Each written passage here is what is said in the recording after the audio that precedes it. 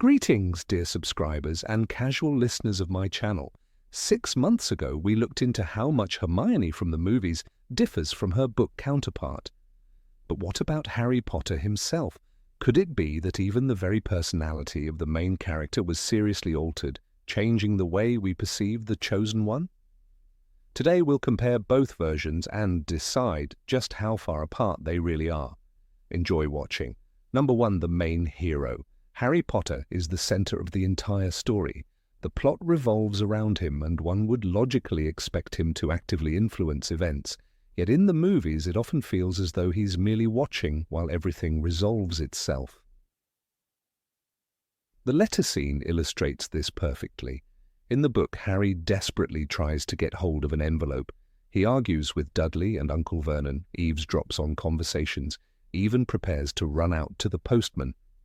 But in the movie, he just sits and waits until Hagrid hands him the letter. In the books, Harry is curious and proactive. He eagerly reads a history of magic and other textbooks, trying to grasp his new world.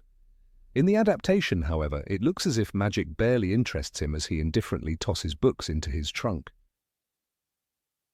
The same goes for key plot points. In the books, Harry is the first to figure out who Nicholas Flamel is. He himself lulls Fluffy to sleep. He proposes ideas and makes decisions. In Deathly Hallows, it's he who decides to escape Gringotts on a dragon, not Hermione, as in the film. Quote, "This way," Harry yelled, running toward the blind dragon, stunning spells blasting from his wand into the crowd of goblins. "Harry, Harry, what are you doing?" Hermione screamed. Come on, hurry, climb on!" Harry Potter and the Deathly Hallows, number 2. A sharp mind, you say? In the books, Harry comes across as much more thoughtful than he does on screen. He's cautious, level-headed, and doesn't recklessly charge into danger as often. In Half-Blood Prince, Harry calmly stays with the Dursleys at Dumbledore's request, rather than wandering the streets where Death Eaters could easily spot him. In the movie, however, he's shown as a reckless boy openly reading the Daily Prophet in front of Muggles. In Philosopher's Stone, before jumping down the trapdoor, Harry insists that if something happens, his friends must run for help. In Goblet of Fire, he seriously prepares for the tournament, practicing spells and turning his study sessions with his friends into full-fledged training. Quote, "At least we'll get top marks in defense against the dark arts. We've learned a huge amount of stuff. And it's all great training for when we're auras," said Ron enthusiastically. Harry Potter and the Goblet of Fire. In Order of the Phoenix, book Harry doesn't rush headlong into saving Sirius.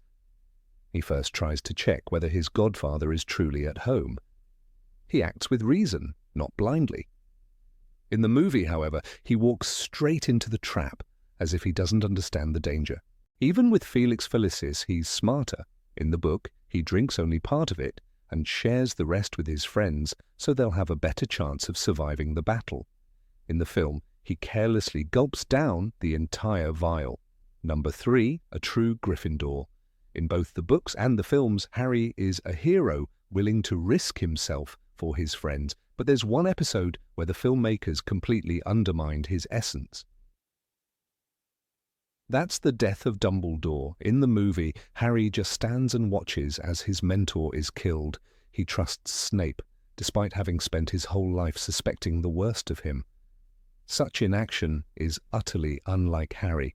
In the books, the situation is explained differently. Dumbledore immobilizes Harry in advance, hidden under the invisibility cloak.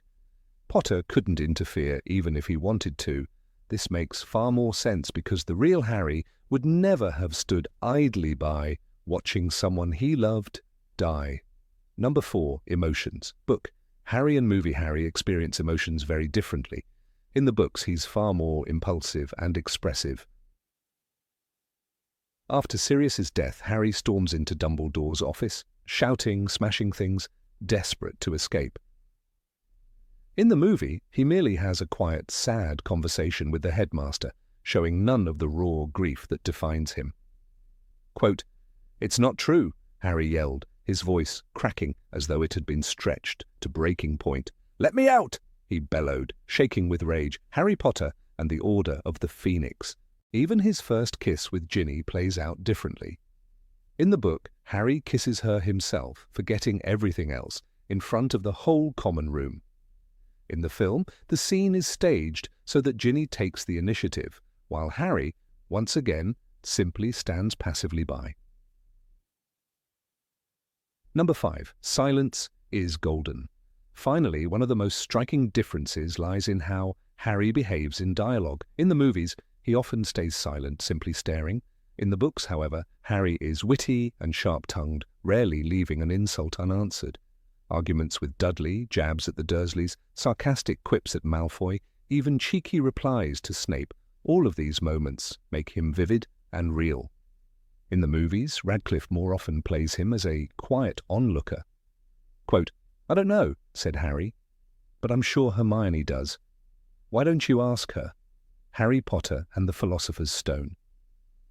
This difference in characterization completely changes how we see the hero. In the books, he's a fighter and a joker. In the films, he's a silent observer. Number 6. Relationships with friends. In the films, Harry often stands quiet while Ron and Hermione lead the conversation. He nods, he reacts, but he rarely takes part in shaping the dialogue. In the books, though, he is right in the middle of every discussion. He teases Ron, argues with Hermione, and throws out his own ideas. Their friendship feels like a real trio, not two voices with Harry in the background. His humor and his quick temper give their bond energy. Without him speaking up, the films lose that spark. Quidditch shows this difference best. On screen, Harry is just the seeker, flying and catching the snitch. But in Order of the Phoenix, when he becomes captain, his role grows. He runs practices, talks tactics, and lifts the team when they struggle. "We're one team, we're going to act like one," he tells them, showing real leadership. The book version of Harry is not only playing, but also caring for the people around him. That warmth and responsibility deepen his friendships, something the films never fully capture. Number 7. Doubts and weaknesses. In the books, Harry is often consumed by doubt. In Order of the Phoenix, he fears that Voldemort has planted a piece of himself inside him. After a vision of attacking Arthur Weasley, Harry pulls away from Ron and Hermione, terrified he might harm them too. "I'm the weapon," he whispers in despair. These moments show a boy questioning his very humanity, a hero unsure if he is cursed, with the same darkness he fights against. That fear makes him vulnerable, but also real. The films soften this conflict until it nearly disappears. Harry looks angry and isolated, but the depth of his fear is never explored. The audience does not feel the weight of his silence at Grimmauld Place, or the way he avoids the people he loves most. Without those shadows, movie Harry becomes too neat, too straightforward, missing the layers of weakness and self-doubt that made the books Harry painfully human. Number 8. Harry and his sense of humor. Book. Harry is quick with words, and his sarcasm often cuts through tense moments. In Prisoner of Azkaban, when Snape sneers at him during class, Harry fires back without hesitation. "There's no need to call me Sir, Professor." The line shocks the room, makes Ron grin, and shows that Harry is not afraid to answer back. This sharp tongue is part of his identity. It gives him colour, wit, and echoes of James Potter, who was also known for his mischievous humour. In the films, that spark is gone. Confrontations with Snape or Draco usually leave Harry silent, while Hermione or Ron take over the banter. Even conversations with Lupin or Dumbledore, which in the books are filled with sly remarks and ironic jokes, turn into stiff exchanges on screen. Without that humour, Harry feels more passive, and the dynamic between him and the adults around him loses its playful edge. The absence of jokes changes the mood of key scenes. In Order of the Phoenix, Harry's sarcastic retorts in Grimmauld Place help keep the atmosphere from becoming unbearably heavy. His humour is a weapon against despair, a way to keep his friends steady. Yet in the movie, he broods silently instead. The boy who could laugh in the face of fear becomes a hero without levity. and the connection to his father's spirited nature is almost completely erased. Number 9. Attitude toward magic. When Harry first enters the magical world in the books, every detail fills him with awe. He marvels at the moving staircases, the enchanted ceiling in the Great Hall, and even the ghosts drifting through the corridors. In Philosopher's Stone, Rowling writes, "Harry had never even imagined such a strange and splendid place." That wonder never truly leaves him. Even years later, he still pauses to admire spells and magical objects, reminding us that he remains the boy who once lived in a cupboard. In the films, much of this awe is stripped away. The moving staircases appear, yes, but Harry reacts with little more than a blank stare. The Great Hall is magnificent, yet he barely comments on it. The sense of astonishment fades too quickly, replaced by a hero who accepts magic as ordinary. By Chamber of Secrets and Prisoner of Azkaban, Harry looks less like a child discovering a new world and more like someone walking through a school he takes for granted. The books offer countless small moments of fascination. In Goblet of Fire, Harry is thrilled by the sight of the Quidditch World Cup. Tents enchanted with impossible interiors, food appearing out of thin air, and foreign wizards showing off their magical skills. "It's amazing," he says to Hermione and Ron, unable to hide his delight. These reactions make him relatable.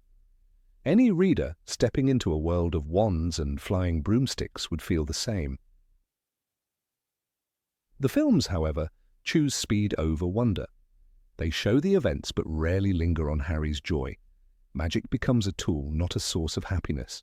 Harry casts spells, rides brooms and duels, but the sparkle in his eyes, the constant reminder that he never stops being amazed, is missing. This change makes film Harry seem older, wearier, and less connected to the world that should have always felt like a miracle to him. Number 10. Leader or follower. In the books, Harry shows his strength as a leader when he forms Dumbledore's army in Order of the Phoenix. It is his idea, not Hermione's. He agrees to teach his classmates because he knows they need real preparation against Voldemort's followers. Inside the Room of Requirement, Harry stands in front of his peers, nervous at first, but soon confident. He demonstrates spells, corrects mistakes, and inspires them. Every great wizard in history has started out as nothing more than what we are now. "Students," he tells them, "this is not a boy pushed forward by others. It is a leader shaping an army." Another striking moment comes in Deathly Hallows when the trio escapes from Gringotts. The idea to climb onto the blinded dragon is Harry's. Hermione panics, Ron hesitates, but Harry yells, "Climb on!" He doesn't have a plan for what comes next, but his decision is what saves them. This reckless courage is exactly what makes Harry the natural leader of the group.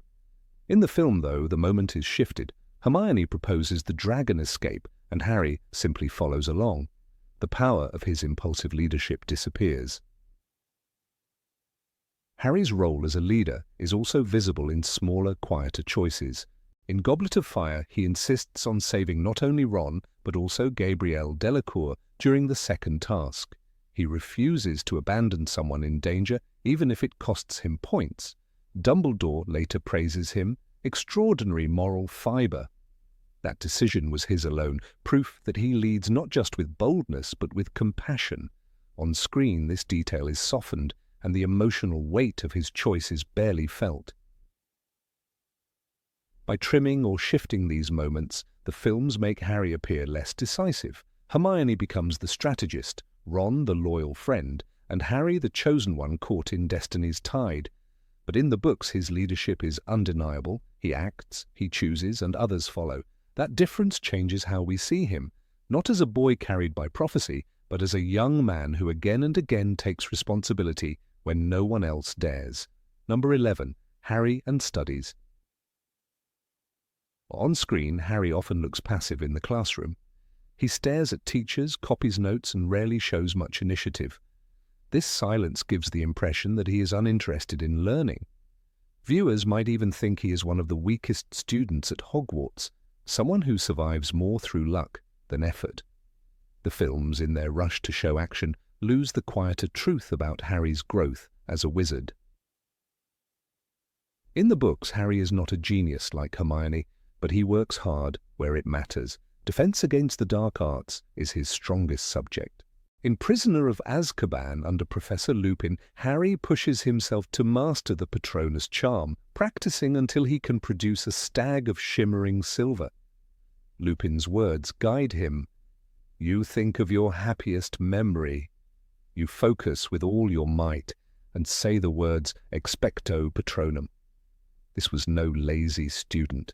It was a boy determined to fight back against his fears. Harry also proves his skill in flying.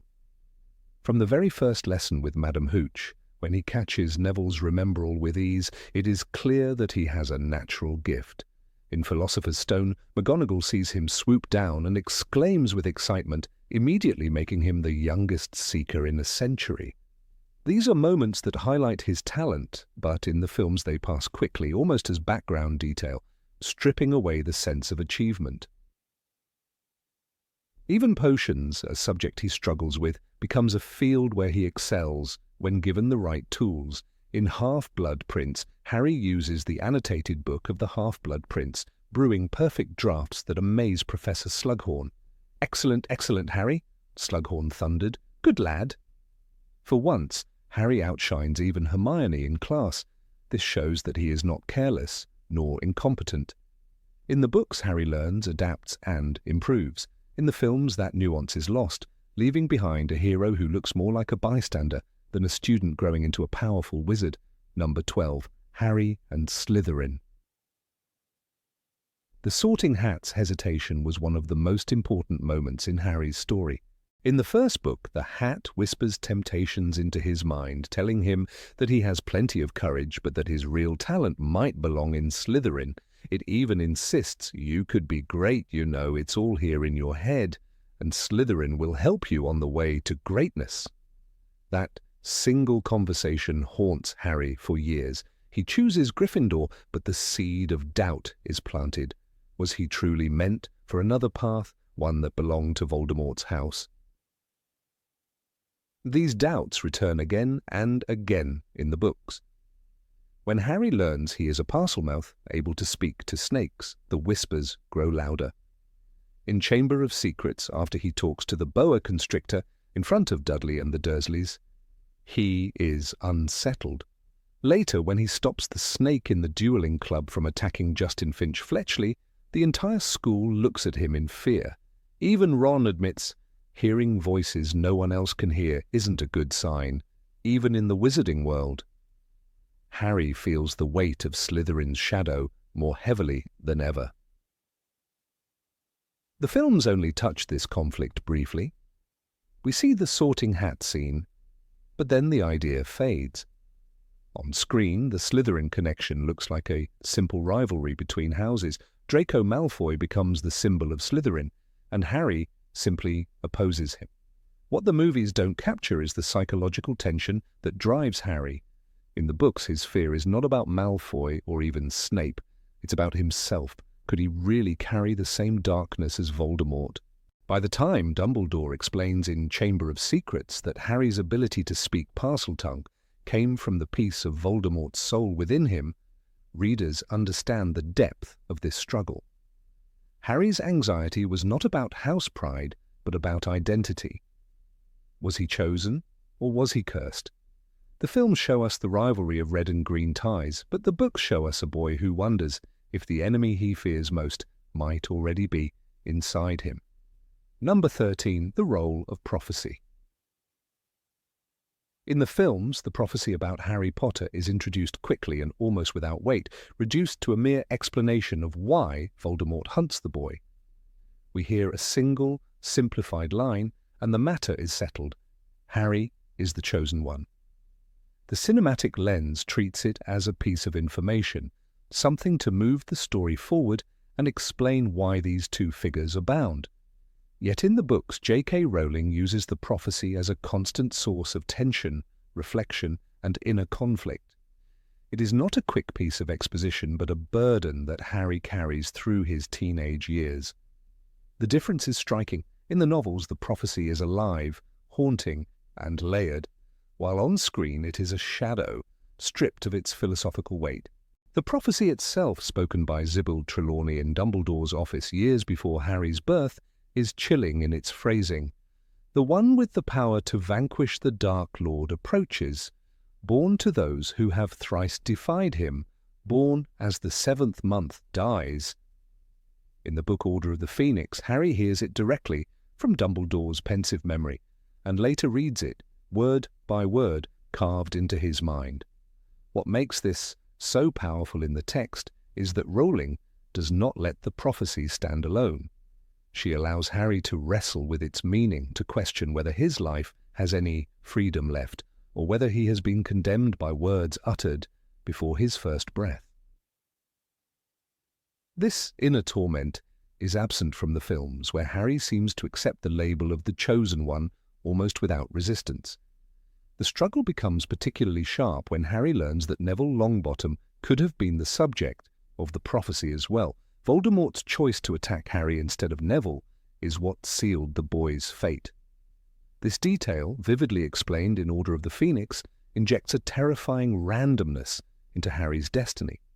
Harry asks himself, was he chosen because of some inherent greatness, or merely because Voldemort acted on a whim? In the novels, this doubt shapes Harry's identity. He grows to understand that being the chosen one does not mean he was born extraordinary, but that circumstance forced him into the role. The film version avoids this subtlety, flattening the story into a simple tale of predestination. Rowling masterfully intertwines this theme with the question of free will versus fate. Dumbledore's words in the book are a cornerstone of this idea. It is our choices, Harry, that show what we truly are, far more than our abilities. These lines remind both Harry and the reader that prophecy is only a potential path, not a locked door. Harry can surrender to the despair of believing his life is scripted, or he can rise and act because he chooses to protect his friends and the wizarding world. In the films, these words are spoken once, but the gravity of the lesson is not explored with the same persistence, leaving audiences without the deep reflection that the books demand. The impact of the prophecy on Harry's psyche is perhaps most visible after the death of Sirius Black. In Order of the Phoenix, Harry feels that the prophecy has turned him into a pawn, doomed to lose everyone he loves. He is tormented by the idea that he is dangerous to those around him, that friendship only brings destruction.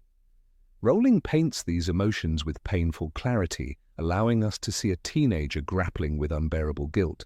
The prophecy, instead of making him proud or certain of his path, makes him vulnerable, lonely, and afraid. This nuance is largely lost in the films, where Harry is rarely shown questioning himself in this way.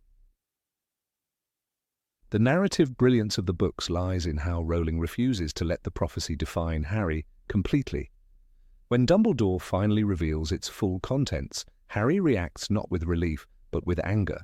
In Half-Blood Prince, he rages against the idea of being a mere weapon, asking whether he has any say in his life at all. The moment is poignant because it shows a boy confronting the weight of destiny and rejecting it, insisting that his humanity cannot be reduced to a line in Trelawney's ramblings. On screen, however, this complexity is softened. The emotional explosion becomes a quiet acceptance, robbing Harry's journey of one of its defining conflicts. Neville Longbottom's story deepens this contrast. The fact that Neville might have been the chosen one gives Harry an insight into how much of life depends on choice, not prophecy. Neville himself, shy and often ridiculed, grows into a hero by the final battle, not because a prophecy marked him, but because he chose bravery. His slaying of Nagini with the sword of Gryffindor is not foretold, yet it becomes as critical as Harry's confrontation with Voldemort. This parallel in the books highlights that destiny bends to courage, not the other way around. In the films, Neville's heroism is preserved but disconnected from the prophecy, erasing one of the most powerful commentaries on fate and choice. The climax of the prophecy's role comes in Deathly Hallows, when Harry realizes that he must let himself be killed by Voldemort. The prophecy suggests that neither can live while the other survives, but Harry interprets this not as a mandate but as a truth he can use. His walk into the Forbidden Forest is not driven by obedience to fate, but by love, his decision to die so that others might live. In the book, this moment is suffused with reflection. Harry's thoughts drift to his parents, to Ginny, to his friends. It is the ultimate declaration that he fights not because he is bound by prophecy, but because his heart refuses to do otherwise. The film portrays the scene, but without the careful build-up of years of wrestling with destiny, it risks appearing as a straightforward act of heroism rather than the culmination of Harry's battle with free will. Number 14, Harry and Dumbledore. Harry's relationship with Albus Dumbledore is one of the most central threads in the Harry Potter saga, yet when comparing the books to the films, one immediately notices how differently it is portrayed. In J.K. Rowling's novels, this connection is layered with trust, admiration, disappointment, anger, and eventually understanding. In the films, however, the dynamic often feels restrained, with Dumbledore reduced to a distant figure who appears only to dispense wisdom in brief encounters. This gap between page and screen is not a trivial detail. It transforms the way audiences perceive both Harry's growth and the complexity of Dumbledore's role as mentor. In the books, Dumbledore is not just a figure of authority, but a man Harry feels deeply connected to. From the moment in Philosopher's Stone, when Dumbledore gives him the invisibility cloak that once belonged to James Potter, the boy senses there is more than formality between them. That cloak is more than a gift. It is a symbol of trust and a bridge to Harry's family. Dumbledore is giving Harry not only a magical object, but also a piece of his father, something the orphaned boy desperately craves. Yet in the film adaptation, this moment is softened into a small Christmas present scene without the same weight of meaning, leaving viewers unaware of how much Harry values that gesture. By the time the series reaches Order of the Phoenix, the relationship between student and headmaster is strained almost to breaking. In the novel, Rowling devotes entire chapters to Harry's growing frustration with Dumbledore's silence. Harry is plagued by nightmares, isolated by whispers in the corridors, and haunted by the return of Voldemort, yet the one man he trusts most avoids him deliberately. Rowling shows us Harry's anger building like storm clouds until it finally erupts in Dumbledore's office. Harry smashes objects, shouts at the headmaster, and demands answers.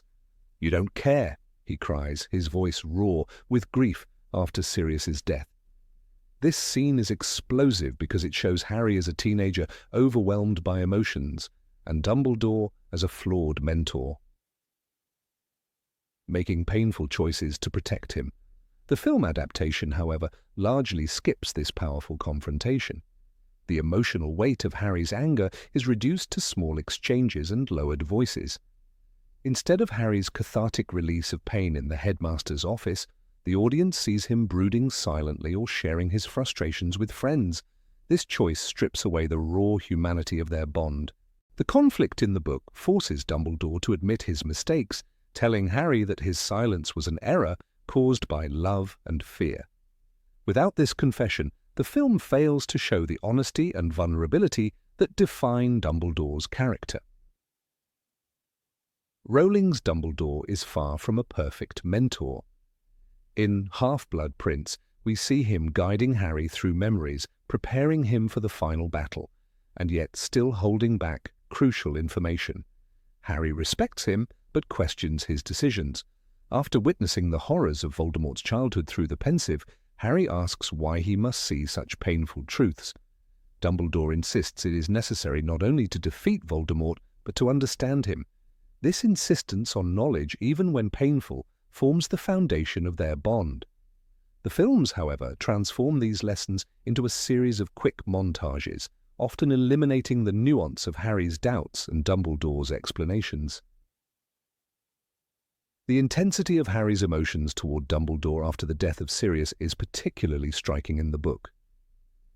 Rowling writes Harry as furious, almost uncontrollable, demanding to know why he was never told about the prophecy. "You knew the whole time what it meant and you never told me," he shouts. This is not merely teenage rebellion, it is the desperate anger of a boy who feels betrayed. Dumbledore's calm, sorrowful reply, "I cared about you too much," resonates because it reveals the headmaster's deepest flaw. His love leads him to make mistakes. In the films, this painful honesty is muted, leaving Dumbledore more like a distant general than a man tormented by affection and guilt.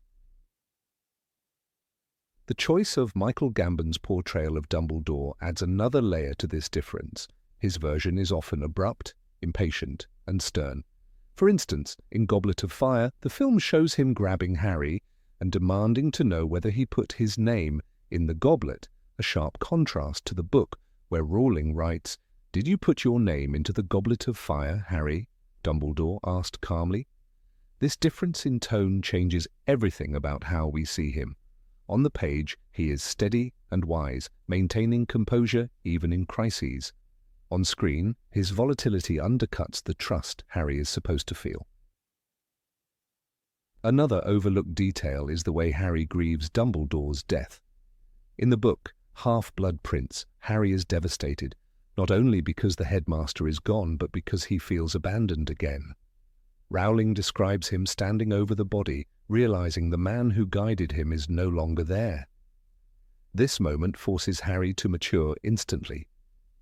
The films present the funeral in a visually striking way, with wands raised to the sky, but without the intimate reflections Harry has in the book. We miss his thoughts about how Dumbledore shaped him, how much he loved and resented him at once, and how that complex mixture of feelings now becomes memory. One of the most remarkable aspects of the books is the way Rowling allows Harry to challenge Dumbledore. Their arguments are not simple defiance, but conversations filled with moral tension. In Order of the Phoenix, Harry accuses him of leaving him in the dark, of treating him like a pawn. These accusations echo later when Harry learns the full extent of Dumbledore's plan in Deathly Hallows. "You planned it all along," Harry thinks bitterly when he discovers that he himself is a Horcrux. Yet by the end, he forgives Dumbledore, understanding that even the greatest wizard is human and fallible. The films avoid much of this tension, simplifying their bond into student and teacher, rather than two strong-willed souls colliding. Number 15, The Final Battle. The clash between Harry Potter and Lord Voldemort at the end of Deathly Hallows is often remembered as the crowning moment of the entire saga. Yet when one compares the book to the film, it becomes clear that the emotional depth and narrative weight envisioned by J.K. Rowling far surpass the cinematic spectacle offered on screen. In the film, the confrontation is a visual feast, staged as a dramatic duel that tears through the ruins of Hogwarts. Voldemort's face twists in fury as spells collide, and Harry is depicted as a lone warrior locked in a final contest. The moment the Dark Lord disintegrates into ash is undeniably striking, but it reduces the conclusion to a fireworks display, stripping away the profound philosophical and moral substance that defines the book. In the novel, Rowling does not allow Voldemort to simply vanish with a gust of cinematic smoke. She crafts a scene in which words are weapons as sharp as any wand. Harry does not rush into battle in silence. He confronts Voldemort with knowledge and with truth. He explains why the Elder Wand will not serve its supposed master, why Voldemort has been deceived by his own arrogance, and why sacrifice, loyalty, and love will always outlast cruelty and fear. "You won't be killing anyone else tonight," Harry declares in the final chapter, facing Voldemort not just as an enemy, but as a boy who has fully grown into his role as a symbol of selfless courage. This is not the language of combat, it is the language of final revelation, a moment where Voldemort is forced to hear his own undoing before the end. The setting of the book's duel is equally telling. Rowling does not isolate Harry and Voldemort from the rest of the wizarding world. The Great Hall is filled with survivors, allies, and even the broken remains of those who fell. Families, teachers, and students witness the moment. The death of Voldemort is not a private affair between two men. It is a public ending to a long history of terror. The crowd holds its breath as Harry steps forward, as if the entire wizarding world itself has paused to hear the truth spoken aloud.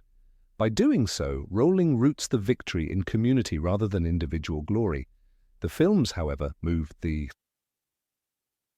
climax into the shadows of a collapsing castle, where only Harry and Voldemort exist, creating an entirely different atmosphere, more personal, but also strangely emptier. Perhaps the greatest difference lies in the way Rowling imbues Harry with moral authority. He does not seek to kill Voldemort out of vengeance, nor does he use the opportunity to strike with rage. Instead, he warns him. He pleads, even in the last moments, for Voldemort to recognize his mistakes, to feel some semblance of remorse, because only then could he avoid total destruction. In the novel, Harry tells him plainly, "Try for some remorse, Tom. Be a man, try." This appeal strips the Dark Lord of his terrifying title, reducing him back to Tom Riddle, the boy who once had a choice. The films remove this crucial exchange, thereby removing Harry's final act of mercy. Without it, Voldemort's death feels like a standard defeat, rather than the culmination of Harry's moral triumph. Rowling also uses the Elder Wand as a symbol of Voldemort's downfall in a way the films never fully capture. Throughout the book, readers understand the layered history of the wand, its allegiance passing from Dumbledore to Draco Malfoy, and then from Draco to Harry, not through murder, but through disarming. This chain of ownership emphasizes a key theme, that true power lies not in destruction, but in understanding and restraint. In the Great Hall, Harry explains this to Voldemort with precision, showing that the Dark Lord's obsession with domination blinded him to the deeper truths of magic. The film, by contrast, focuses on a flashy tug-of-war with spells, leaving the Elder Wand's loyalty as a mere afterthought rather than a profound revelation. Another significant contrast is the portrayal of Voldemort's death itself. In the book, it is simple and human. Rowling writes, "Tom Riddle hit the floor with a mundane finality, his body feeble and shrunken. There is no cinematic dust, no spectacular collapse. The Dark Lord dies as any mortal man does, and the ordinariness of it is what makes it so powerful. The monster who had terrified generations is reduced to nothing more than a corpse, vulnerable and insignificant. It is a brutal reminder that even the darkest figure is still bound by the human condition." The film, however, robs this moment of its raw simplicity, transforming it into an otherworldly dissolution that distances Voldemort from humanity. By making him vanish like smoke, the movie unintentionally maintains his mystique rather than dismantling it. Harry's role as the victor also changes between mediums. On the page, his victory is not celebrated with cheers or dramatic embraces. Instead, he quietly retreats, choosing to sit with his friends Ron and Hermione, exhausted and unwilling to bask in triumph. This modesty reinforces the essence of his character. Harry never sought fame, only peace. In the films, however, his battle concludes in isolation, and his reappearance is framed as a conquering hero returning from the brink. The nuance of his reluctance, his weariness, and his choice to prioritize personal bonds over public adoration is lost in translation. Number 16, Harry and Family. In the films, the Dursleys often appear as caricatures. Vernon shouts, Petunia scowls, and Dudley waddles through the scenes as a spoiled child who bullies Harry. These moments are played almost for comic effect, especially in the earlier films. The cupboard under the stairs becomes a visual shorthand for Harry's mistreatment, but it is presented almost as a quirky detail rather than a symbol of his lost childhood. Yet in the books, J.K. Rowling writes these passages with a tone of quiet cruelty. She describes Harry's life in the cupboard with chilling precision. He wears Dudley's oversized cast-offs, eats leftovers, and is forced to live in silence when the family is angry with him. The description is not comedic, it is deeply tragic. Rowling explains, Harry was used to spiders because the cupboard under the stairs was full of them, and that was where he slept. In that simple line, the reader feels the loneliness of a boy treated as less than human. It is a depth of suffering the films only glance at. The books also reveal that Harry's yearning for family is not just about escaping cruelty, but about filling an emotional void left by his parents' deaths. In the first book, The Philosopher's Stone, he is desperate to know who his parents were beyond the vague outlines given by Dumbledore. His sadness is shown when he stares at the photograph of his parents in the magical mirror. The text reads, He had a powerful kind of ache inside him, half joy, half terrible sadness. That moment defines the heart of the character. He does not simply wish for escape from Privet Drive, he longs for the warmth of belonging, for arms that would hold him and voices that would comfort him. The films present the mirror scene but do not linger on the aching intensity described in the text. Instead, they let the visual image carry the weight. The words, however, make the reader feel the absence of love that shapes Harry's every choice. Throughout the books, Harry reacts intensely to any insult directed at his parents, especially his mother. This sensitivity reveals the raw wound that the Dursleys have never allowed to heal. In The Prisoner of Azkaban, when Professor Snape sneers about Lily, Harry's fury explodes uncontrollably. Rowling writes that a red mist seemed to swim before Harry's eyes. He knew no more, knew only that he wanted Snape to feel the way he had felt when Snape had insulted his mother. That moment underscores that Harry's parents are not abstract figures. They live in his memory and imagination as the core of his identity. The films show the anger, but without the rich context of years of neglect and longing at Privet Drive, the scene loses part of its emotional impact. The Dursleys' cruelty in the books is also far more systematic than the films allow. Vernon Dursley's constant threats, Petunia's cutting words, Dudley's bullying form a chorus of rejection that defines Harry's early life. Rowling describes how Dudley and his gang hunt Harry like prey, pushing him into bushes and locking him in cupboards. Harry learns to survive by becoming invisible, blending into the background. The films compress this into quick moments, such as Dudley taunting Harry at the zoo, but do not show the daily grind of humiliation. The novels allow the reader to dwell in that environment, to feel how it carves out Harry's resilience and his empathy for others who suffer. Without these details, the audience of the films misses how the Dursleys truly shaped him. Petunia's role in the novels adds another tragic layer. She is not simply a shrill woman obsessed with keeping up appearances. Through the books, it becomes clear that her rejection of Harry is rooted in envy and bitterness over her sister's magical gift. In The Deathly Hallows, Dumbledore's letters reveal how Petunia once begged to be admitted to Hogwarts. This longing turned to resentment, and Harry became the daily reminder of what she lost. Her cruelty, then, is laced with her own pain. Rowling lets the reader see glimpses of this, such as when Petunia almost says something compassionate to Harry before stopping herself. In the films, this nuance is nearly absent, and Petunia appears as a one-dimensional villain. Yet the books show how Harry's tragedy is not just about being unloved, but about being rejected by the one person who shared his mother's blood. The cupboard under the stairs becomes a powerful metaphor across the novels. Harry grows from that tiny, airless space into the expansive world of Hogwarts, but the shadow of the cupboard remains. It is the place where he learned invisibility, not by magic, but by necessity. In the Chamber of Secrets, when Dobby punishes him by making a mess, Harry knows instinctively that Vernon will lock him away again.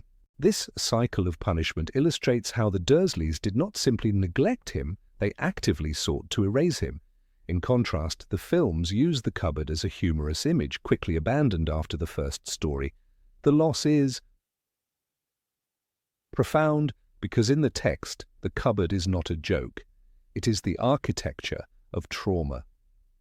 Harry's sense of isolation is heightened in the books by his awareness of what other children have. Rowling describes him watching families gather at King's Cross, hugging and kissing their children before departure. He watches Molly Weasley fuss over her children, and he feels a pang of envy and longing. It was like having a mother for the first time, he thinks, when Molly sends him a Christmas sweater. These details reveal how starved he is for maternal affection. The films show the Weasleys' kindness, but without the inner narration, the audience does not fully realize how much it means to Harry. The books insist on reminding us every small act of kindness toward Harry resonates because of the years of neglect he endured. The search for family drives much of Harry's character development in the novels.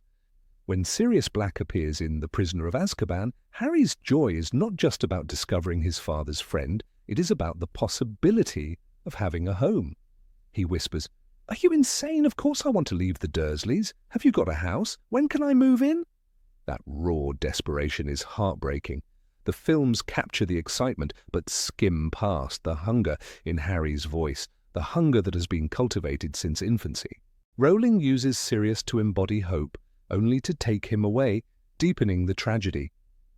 Harry's pain in losing Sirius makes sense only if one understands how badly he wanted, for once, to belong. The books also show Harry's habit of clinging to objects that connect him to family.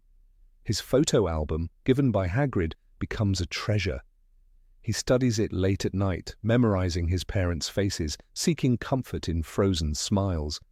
The Mirror of Erised, the family album, the letters that never came, each object becomes a surrogate for what he lacks. In the films, these items appear but are not given the emotional weight they carry in the narrative. Rowling makes the reader feel Harry's loneliness by showing how even a photograph can become a lifeline. Harry's tragedy is not only the absence of his parents, but the presence of a family that despises him. The Dursleys make him feel unwanted in a place that should be home. This duality, the loss of love and the presence of rejection, creates the emotional complexity that defines him. In The Order of the Phoenix, when Harry screams at Dumbledore that he does not want to be alone anymore, the cry comes from a boy who has known nothing but loneliness at Privet Drive. The films deliver the anger, but not the long history that fuels it. The reader who has walked through the books understands that his rage is rooted in years of silence and neglect. Even Dudley's character arc is more meaningful in the books. In The Deathly Hallows, Dudley's awkward attempt to thank Harry for saving him shows that despite everything, Harry's humanity reached through to him. Dudley stammers, "I don't think you're a waste of space." That line lands with incredible weight because it contrasts with the years of insults. It shows that Harry's example, even in a household built on cruelty, left a mark. The films omit this moment, robbing the story of one of its rare glimpses of reconciliation. The books insist that even in the harshest soil, a seed of change can grow. The difference between the books and films is most apparent in how they treat Harry's grief. In the novels, his grief is intertwined with his need for family. Every loss, Cedric, Sirius, Dumbledore, reopens the wound left by James and Lily. The Dursleys' neglect amplifies this wound because they deny him even the chance to speak of his parents. In The Philosopher's Stone, Harry asks Petunia about his mother and is met with cold disdain. This silencing deepens his isolation. The films, by simplifying this conflict, flatten the emotional stakes. They turn the Dursleys into comedic relief rather than the architects of Harry's inner tragedy. What makes Harry's character so powerful in the books is that his longing for family never truly ends. Even as he finds belonging at Hogwarts, even as he builds bonds with Ron and Hermione, the absence of his parents remains. Rowling shows this when Harry stands at the graveyard in The Goblet of Fire, facing Voldemort with his parents' spirits beside him. Their presence is fleeting, but for Harry it is everything. "You'll stay with me?" he whispers. That yearning is the essence of his journey. It is a thread woven from the cupboard under the stairs to the final battle at Hogwarts. The films show the action, but the books show the soul. And in Harry's soul, the wound of family, lost, denied, and desperately sought remains the most haunting truth. Number 17, hidden thoughts. Harry Potter's inner world in the novels is the beating heart of the story, and yet the films, for all their visual brilliance, often silence his most important thoughts. In the pages of the books, especially in The Order of the Phoenix, the reader becomes a confidant of Harry's fears, suspicions, and private reasoning. The fifth novel shows a boy whose mind is under siege, not only by adolescence but by a dark magical link to Lord Voldemort. The film, however, cannot linger inside Harry's consciousness. It shows him brooding, shouting, or simply walking, but the storm of thoughts that drives those actions is missing. Without that stream of internal doubt and interpretation, Harry Potter on screen risks becoming a figure defined by external battles rather than inner turmoil. One of the clearest examples lies in the constant anxiety Harry feels about his connection to Voldemort. In the book, Rowling allows the reader to experience the slow creep of dread as Harry realizes that his dreams are not just dreams. He feels the serpent Nagini attacking Arthur Weasley through his own eyes, and the terror of seeing through the Dark Lord's perspective leaves him shaken. The novel reads, "He was the snake, he was inside the snake, he was the snake's body, he was the snake's cold, gleaming eyes." That visceral merging of identities terrifies Harry, and more importantly, it makes him doubt whether he is still fully himself. The film portrays the attack in a burst of action, with Harry writhing on the floor, but the central fear that he may be losing the boundaries of his own mind is barely acknowledged. The result is a fundamental shift in how the audience perceives Harry. In the novels, he is more than a hero. He is a boy wrestling with whether he might become the very thing he hates. The suspicion creeps into his every thought, poisoning his relationships. He wonders whether Dumbledore keeps his distance because he is already too tainted. He doubts whether Sirius loves him for himself or only as a shadow of James. This isolation is crushing, and Rowling lets us linger in that isolation through paragraphs of Harry's spiraling thoughts. In contrast, the film shows a Harry who is angry and lonely, but does not fully explain why. Viewers see the symptoms but not the disease. The omission of Harry's internal voice also weakens the portrayal of his relationship with his friends. In the book, Ron and Hermione constantly misinterpret his moods, and Harry lashes out because he cannot share the truth of what haunts him. He thinks they couldn't understand, they didn't know what it was like being inside his head. That single line explains pages of frustration and explains why Harry is so irritable. On screen, without this thought, his bursts of anger appear as little more than teenage petulance.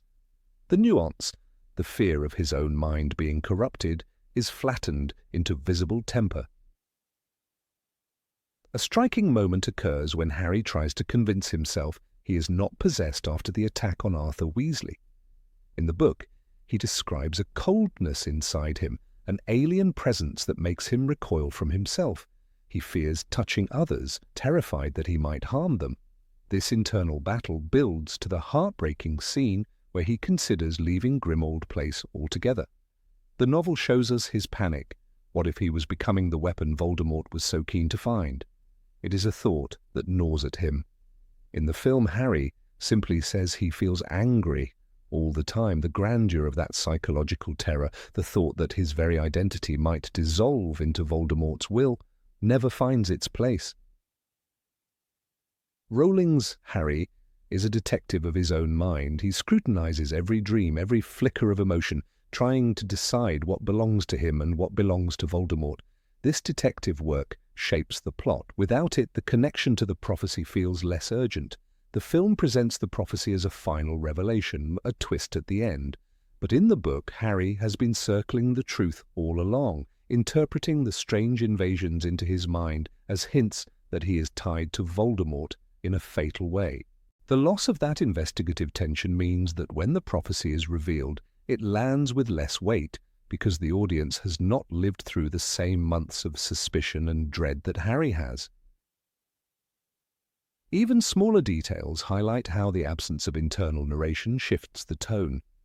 In the novel, Harry notices how often his scar burns around Professor Snape, and he wonders if Snape is tampering with his thoughts. He debates whether Snape could be a spy still loyal to Voldemort, and his mind races with half-formed theories. The line, "He could not tell whether the hatred was his own or Voldemort's," captures a dizzying psychological crisis. On screen, Snape and Harry share glares and curt words, but the audience never feels that blurred boundary between personal resentment and dark possession. The film leaves Snape's menace external, while the book weaves it into Harry's very identity. The effect of these omissions is cumulative. Harry in the books feels like a young man on the edge of collapse, his mind not entirely his own, his relationship strained by secrets he cannot share. Harry in the films feels like a hero overwhelmed by responsibility, but not haunted in the same way. It is a subtle but significant difference because the core theme of The Order of the Phoenix is not just rebellion against the Ministry or the creation of Dumbledore's army. It is the terrifying fragility of a teenager's mind under the weight of both prophecy and possession. Rowling also uses Harry's thoughts to show how isolation breeds mistakes. In the book, he interprets his vision of Sirius being tortured in the Department of Mysteries as unquestionable truth, largely because his suspicion and paranoia have been primed by months of mistrust. He thinks, "He's there, I know he's there, I saw it, he's suffering." That certainty drives him to risk everything. The tragedy is that Harry's own thoughts betrayed him, manipulated by Voldemort. In the film, the rescue mission comes across as reckless but not inevitable. Without the context of Harry's obsessive belief in his visions, the audience cannot fully grasp how masterfully Voldemort exploited Harry's inner turmoil. The gap is not merely one of depth, but of identity. In the books, Harry Potter is defined as much by what he fears he might be as by what he actually does. He is not simply the boy who lived, but the boy who wonders if he should live at all, the boy who questions whether his heart still belongs to him. This makes his eventual decision to fight all the more heroic because it is not just external courage, but internal resilience. By contrast, the films often give us a Harry who acts bravely because he must, without letting us witness the private battlefield that makes his bravery so costly. There is also the matter of tone. Rowling's narration often traps the reader in Harry's claustrophobic anger. We feel the injustice of Umbridge more intensely because we share Harry's seething resentment at being silenced. We sense the betrayal of Dumbledore's distance more sharply because we know Harry interprets it as abandonment. The line "Dumbledore avoided his gaze and Harry felt as though a door had been slammed in his face" illustrates a psychological wound that no scene of two actors avoiding eye contact can fully replicate. The novel drags us into the teenager's rage and confusion, while the film shows it from the outside, almost clinically. Perhaps the greatest cost of this omission is the way it dulls the central metaphor of adolescence. The Order of the Phoenix is not just about a war brewing in the magical world. It is about the war brewing inside a 15-year-old boy's mind. Hormonal anger, suspicion of authority, desire for independence, and fear of corruption all collide in Harry's inner monologues. The book allows us to feel those contradictions. The film simplifies them into moments of shouting or silence. In doing so, it strips away the very realism that makes Rowling's fantasy resonate, the portrait of a teenager fighting battles both outside and inside himself. This silence is not unique to the Order of the Phoenix, but there it is most damaging. Earlier films could rely on spectacle and discovery, the charm of Hogwarts, the danger of the chamber, the mystery of the prisoner. But by the fifth story, the heart of Harry Potter had shifted inward. The danger was not only in dark corridors, but in his own mind. That was a challenge cinema could not meet without daring to use voiceover or other techniques to simulate thought. Instead, it retreated to action, trimming away the psychological tension. When Harry finally confronts Dumbledore at the end of the book, demanding answers about the prophecy, it is the eruption of months of internal torment. He smashes objects, he shouts, but behind every line is the weight of thoughts the reader has shared for hundreds of pages. He yells, "I don't care, I've had enough." And the explosion feels cathartic because we know how long he has carried his suspicions in silence. The film recreates the shouting, but not the build-up. The catharsis is weaker because the audience has not lived through the labyrinth of his mind. This distinction between book and film is not simply a matter of missing detail. It changes the essence of Harry's character. The novels insist that heroism is born not only in acts but in thoughts, resisting corruption, enduring doubt, and still choosing to fight. The films, by erasing the inner voice, present heroism as mostly physical, battles fought with wands and shouted courage. Both versions entertain, but only the books let us live inside the head of the boy who wondered if he might be a monster and who found strength precisely because he confronted that fear. Number 18, Harry and Justice. Harry's story in J.K. Rowling's books is not only the journey of the boy who lived, the chosen one destined to defeat Voldemort, but also the tale of a boy who cannot bear injustice. The novels consistently portray him as someone who instinctively steps between the strong and the weak, unwilling to tolerate cruelty even when it costs him dearly. The films, however, often narrow this portrait, reducing him to a heroic fighter in epic battles while overlooking his subtler, deeply human acts of justice. This difference matters because it is in those small rebellions against everyday unfairness that Harry becomes more than a myth. He becomes a moral figure the reader can admire and emulate. From the very first book, Harry's defiance of injustice is established in small but powerful ways. At 11, still new to the wizarding world, he risks the wrath of Professor Snape when he speaks out in class on behalf of Neville Longbottom. When Neville's toad, Trevor, goes missing, Harry tries to help, and when Snape cruelly belittles Neville for failing at a potion, Harry mutters under his breath in defense. The text tells us Harry had taken to watching Neville more closely. He was one of the worst students in class, but Harry felt sorry for him. This sympathy is not passive. Harry acts on it, refusing to let teachers crush his classmates. The films compress these dynamics, showing Snape's sarcasm but omitting Harry's protective impulses toward Neville, leaving the boy's courage to shine only in the climactic moments of the series. Consider his relationship with Luna Lovegood, introduced in Harry Potter and the Order of the Phoenix. In the books, Luna is ridiculed endlessly by her peers. Harry not only defends her, but also acknowledges her humanity when others treat her like a joke. After the Department of Mysteries battle, he sees the loss of Sirius mirrored in Luna's quiet grief for her mother. Rowling writes, "You're not mad. I can see them too," Harry says about the Thestrals. This simple recognition draws Luna into the circle of empathy. Later, when others dismiss her as Loony Lovegood, Harry pointedly walks with her, a silent gesture of solidarity. The film adaptation introduces Luna with her dreamy eccentricity but misses the layers of Harry's protective stance toward her. His justice is not about grand speeches but about small decisions to include and to comfort, and these omissions flatten the portrait of his moral strength. The way Harry stands up to authority also reveals this thread of justice.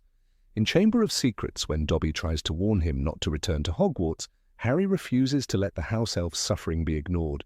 He is horrified to learn about Dobby's enslavement. "You can't have met many decent wizards," he tells him with a mixture of anger and compassion. Harry's outrage at the abuse of elves anticipates his later alliance with Hermione's SPEW campaign, though he himself is not as radical.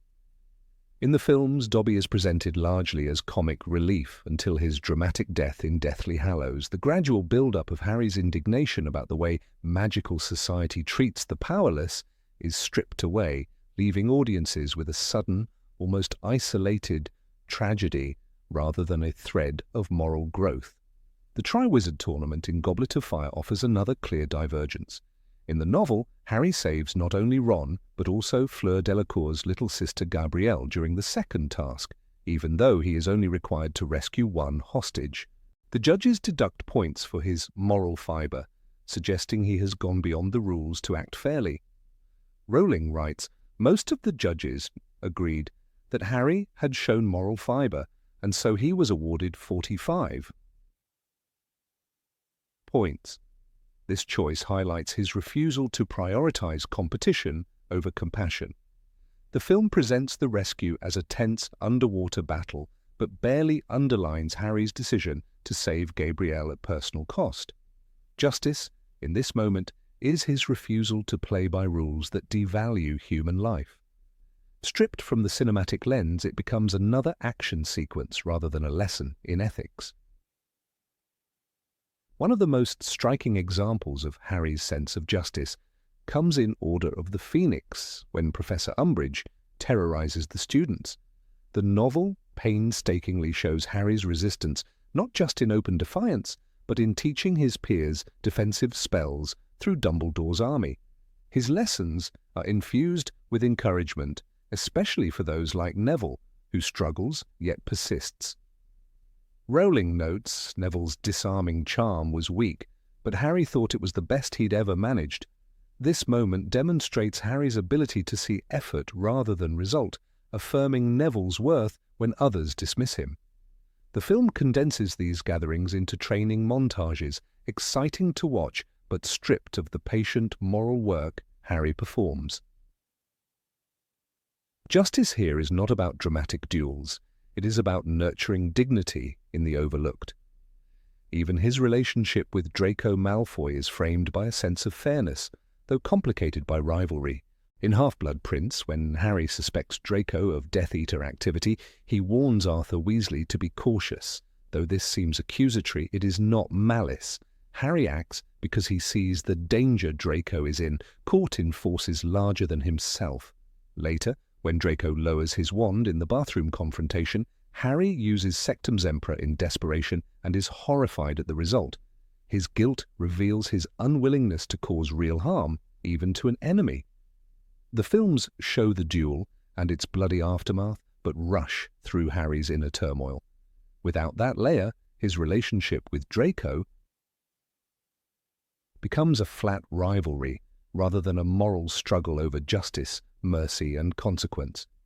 A smaller but telling episode occurs in Prisoner of Azkaban. When Snape tries to expose Lupin's secret, Harry does not remain silent.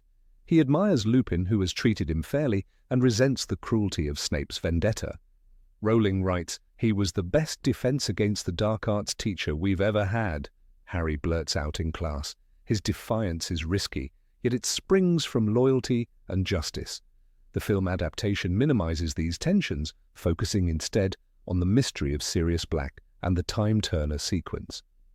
But this loss weakens our sense of Harry's habit of defending the wrongly maligned, even against powerful teachers. Another overlooked layer in the films is Harry's relationship with Kreacher, Sirius's bitter house elf. In Deathly Hallows, Harry chooses to treat Kreacher with kindness, feeding him and showing respect. The change is dramatic. Kreacher becomes loyal, retrieving the locket Horcrux. Rowling emphasizes the moral weight of this decision. The elf bowed low. Harry felt that they had turned a corner. Justice here is about recognizing dignity in those scorned by others. The film condenses Kreacher's arc, muting Harry's moral choice into a background detail. Yet in the book, it is a turning point in Harry's understanding of compassion as power. The climax of Deathly Hallows itself is framed by Harry's conception of justice. He chooses to face Voldemort unarmed, offering himself as sacrifice not for glory, but to give others a chance at life. He reflects, "I was ready to die to stop you from hurting these people."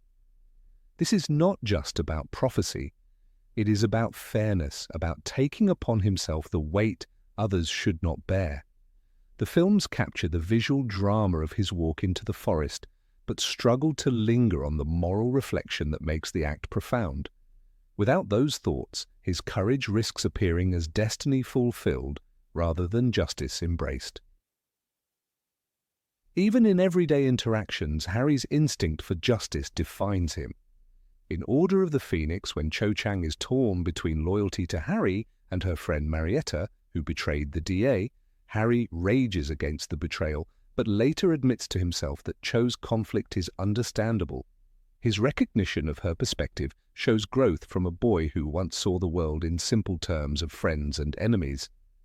The films, constrained by time, reduce Cho to a romantic subplot and eliminate this ethical struggle. What is lost is the sense that Harry is learning to see justice as complex, not black and white. Harry's justice is also shaped by his willingness to question authority. In Goblet of Fire, he defies Minister of Magic Cornelius Fudge by insisting Voldemort has returned. Though it earns him ridicule, he refuses to be silent. "He's back. Voldemort's back. You've been warned," he declares. This confrontation is more than plot. It is a moral stance against willful ignorance. The films depict the clash but emphasize spectacle over Harry's lonely, moral courage.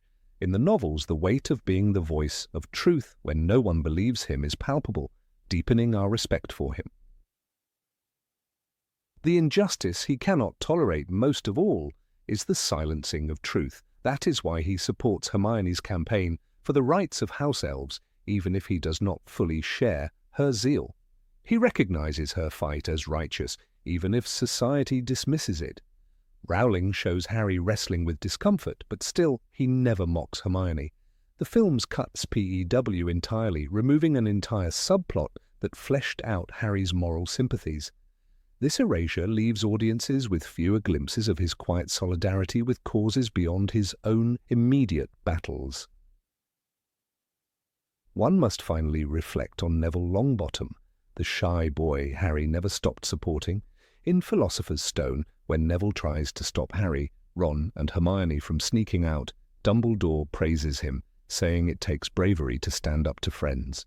Yet even before that, Harry often encouraged Neville in class, never joining in when others mocked him. By the time Neville kills Nagini in Deathly Hallows, the reader knows this victory is built on years of Harry's affirmations. The films highlight Neville's final triumph but do not show the steady cultivation of his courage by Harry's example. Justice here is the investment in another's dignity over time. The books present Harry as more than a boy with a scar.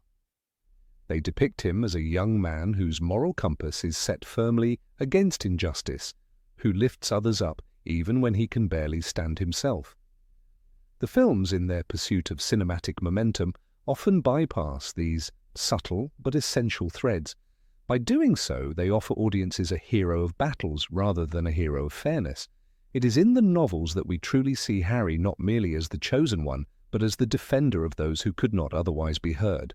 Number 19. Magical Duelist. Harry Potter's portrayal as a duelist reveals one of the starkest contrasts between the books and the films. On screen, he often appears as a young wizard who stumbles into survival, aided by luck or the timely arrival of friends. Yet within the pages of J.K. Rowling's novels, he is far more than a fortunate boy. He is instinctive, fiercely determined, and endlessly resourceful, capable of thinking on his feet in moments of peril. In fact, the books consistently present him as a gifted duelist who learns not by rote memorization of spells, but by trusting his courage and improvisation in the heart of battle. One of the earliest and most telling examples occurs during the graveyard duel with Lord Voldemort in Harry Potter and the Goblet of Fire. In the film adaptation, this moment is reduced to a beam of light clashing against another, with Harry seemingly rescued by the ghosts of his parents. The visual spectacle overshadows Harry's own contribution. The book, however, gives us a boy who refuses to surrender despite overwhelming odds. Rowling describes how he did not know which way to turn, which spell to use, and yet Harry's sheer instinct and determination force him to fight. He uses the simplest defensive spells, but his will to stand his ground makes him a duelist worthy of recognition. The Priori Incantatem moment is not an act of luck, but the result of his refusal to bow, showing us a Gryffindor who fights even when the outcome seems sealed. Another moment that illustrates this difference can be found in Order of the Phoenix during the battle at the Department of Mysteries. The film presents Harry as largely helpless, reacting in panic as masked Death Eaters chase him and his friends. Yet the novel paints an entirely different image. When Lucius Malfoy and Bellatrix Lestrange attack, Harry improvises spells, throwing stunners, disarming charms, and even the shield charm with remarkable speed. Rowling emphasizes his determination. Harry had no thought for anything except to keep going, to keep fighting. This persistence, coupled with his ability to adapt, shows a boy who can handle himself in a duel, not simply one who survives by chance. The book reveals him casting in rapid succession, coordinating with his friends, and refusing to allow fear to dictate his actions. The duel with Draco Malfoy in Half-Blood Prince offers yet another contrast.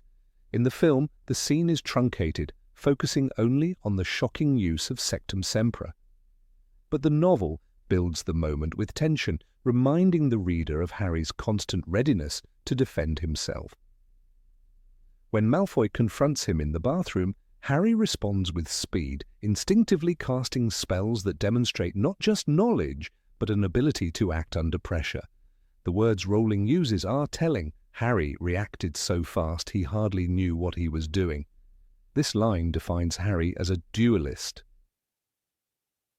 He is not calm, calculated like Snape, but rather impulsive, responsive, and effective. His skill lies in that ability to turn fear into immediate action, which gives him a unique edge in combat. Consider also the Triwizard Tournament's second task, where Harry must navigate the lake to rescue Ron. The film shows him relying mostly on gillyweed and the appearance of other champions to resolve the task. Yet the book portrays Harry's constant readiness to duel or defend. When faced with the Grindylows, creatures with sharp fingers and of violent nature, he fights them off with his wand. Rowling details his effort. Harry raised his wand and shot a jet of sparks into the face of the nearest Grindylow. This may not seem like a traditional duel, but it highlights the same qualities: quick thinking, improvisation, and the refusal to let himself or others be overwhelmed. It is this tenacity present throughout the novels that defines him as more than a boy who is merely lucky. The climactic duel with Bellatrix Lestrange after Sirius's death is another essential example. In the film, Harry is seen chasing her recklessly through the Ministry, throwing a single Cruciatus curse before Dumbledore intervenes. It reduces the complexity of the scene to raw emotion. In the book, however, Rowling shows Harry's fury translating into dangerous magical ability. When Bellatrix mocks him, Harry casts the Cruciatus curse with such power that she screams. She herself admits, "Never used an unforgivable curse before, have you, boy? You need to mean them." Though Harry lacks the hatred. To make the curse effective, the attempt demonstrates his growing ability to duel at a level far beyond most students. The book makes clear that this was not simply a boy lashing out. It was a young duelist channeling his grief into a spell that even Aurors hesitate to use. Dueling also exposes Harry's constant struggle against more experienced opponents. In Chamber of Secrets, the dueling club scene, with Professor Snape supervising, paints Harry as unexpectedly adept. When he faces Draco Malfoy, the film portrays him as unprepared, reacting with a single spell before events spiral out of control with the serpent. The book, however, emphasizes Harry's capability. He disarms Draco with Rictus Sempra so quickly that it shocks the room. This is the first time many of his peers see him duel, and it highlights his natural instinct for combat. The spell choice, light-hearted yet effective, shows that Harry is willing to improvise rather than rely on brute force. Harry's mastery of the disarming charm is another example of his duel-oriented skill. The films treat Expelliarmus almost as a gimmick, but in the books it is the core of his dueling philosophy. From his use against Draco to his ultimate showdown with Voldemort, it symbolizes his defiance and cleverness. Rowling is deliberate when she writes, "Expelliarmus was a useful spell to know, even if it wasn't very powerful." What makes Harry remarkable is his ability to elevate such a simple charm into a defining move. In his hands, it is not weak, it is decisive. During the final battle in Deathly Hallows, this very spell defeats Voldemort, proving that Harry's consistency in dueling is not rooted in luck, but in mastery of his chosen style. The defensive abilities Harry shows also illustrate the difference between books and films. The Patronus charm, for instance, is depicted in the film as a sudden burst of light against the Dementors. Yet the novel, Prisoner of Azkaban, gives us a boy who drills himself repeatedly until he can conjure a fully formed stag. Lupin tells him the Patronus is a kind of positive force, and Harry embraces this idea with fierce dedication. In battle against Dementors, his stag Patronus charges like a guardian knight, a testament to his mental discipline and magical resilience. It is less about luck and more about Harry's deliberate growth as a defender and duelist. Rowling also shows Harry's capacity to withstand failure in duels. In Order of the Phoenix, when Voldemort possesses him in the Ministry, Harry does not fight with spells but with his very soul. The film portrays this with cinematic flashbacks of love and friendship, but the book makes the struggle more intimate. Harry resists with memory, with the willpower that fuels his magical identity. He tells himself that dying is preferable to being used by Voldemort. This defiance is dueling on the deepest level, not spell against spell, but spirit against corruption. It demonstrates Harry's inner Gryffindor core, his refusal to surrender no matter the form of the duel. When Harry trains Dumbledore's army, another side of his dueling skill emerges. The films show a quick montage of practice in the Room of Requirement, but the novels highlight Harry as a teacher who understands combat. He instructs his friends in shield charms, stunners, and defensive tactics, encouraging them to think for themselves. Rowling writes, Harry's confidence grew with every meeting. Here he is not just a student but a leader, honing his ability through the act of teaching others. It is one thing to duel, it is another to inspire an army of students to stand against Death Eaters. This makes Harry unique, a duelist whose strength lies not only in solitary skill, but in rallying others to fight alongside him. In Deathly Hallows, the skirmish at Malfoy Manor underscores Harry's combat instincts. The films compress this sequence into chaos, but the book reveals Harry's determination under pressure. Surrounded by Bellatrix, Lucius, and Fenrir Greyback, he fights tooth and nail, stunning and disarming enemies while trying to shield his friends. Rowling writes, Harry had never felt so desperate to survive. His wand is broken, yet he does not collapse into despair. He continues fighting, using whatever magic he can summon.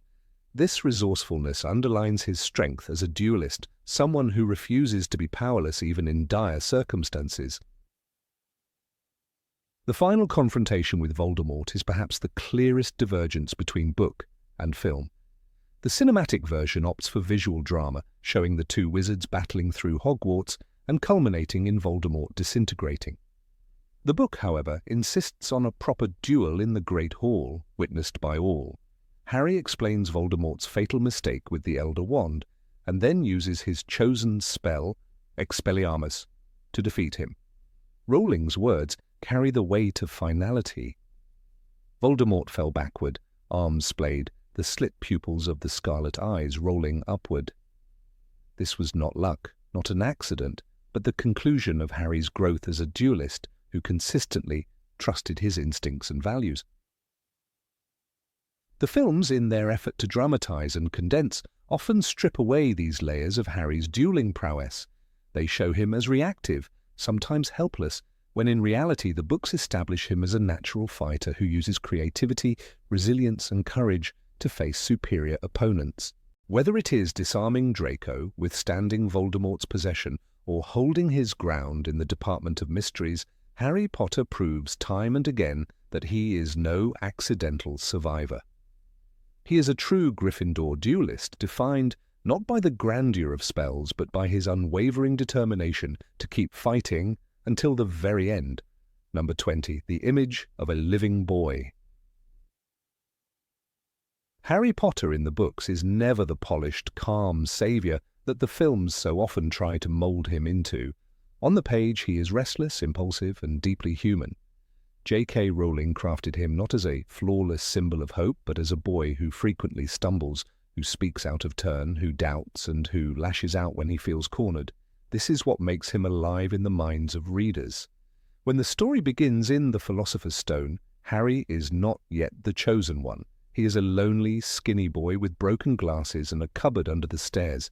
He is bewildered, hurt, and insecure, and his first encounters with the wizarding world are marked not by calm nobility, but by sheer disbelief and raw excitement. The films touch this briefly, but quickly turn him into a figure of quiet restraint, rarely showing the messy emotions that actually drive his choices. In the Chamber of Secrets, Harry is consumed with the fear that he might not belong at Hogwarts at all. The Sorting Hat's words about Slytherin haunt him. In the book, he is shaken and distressed, even jealous of how Ron and Hermione never seem to wrestle with such doubts. He tells himself, maybe I should have been in Slytherin. Maybe that's why I can speak Parseltongue. This inner conflict makes him vulnerable, anxious, and painfully real. The film, however, rushes past these emotions. Daniel Radcliffe's Harry looks concerned, but the torment of identity, the fragile questioning of self, is barely shown. The book makes the reader feel the weight of a boy terrified of what he might become, while the film simplifies it into a plot device. Harry's anger is one of the most striking features of his character in the books, and it rarely translates with the same intensity on screen.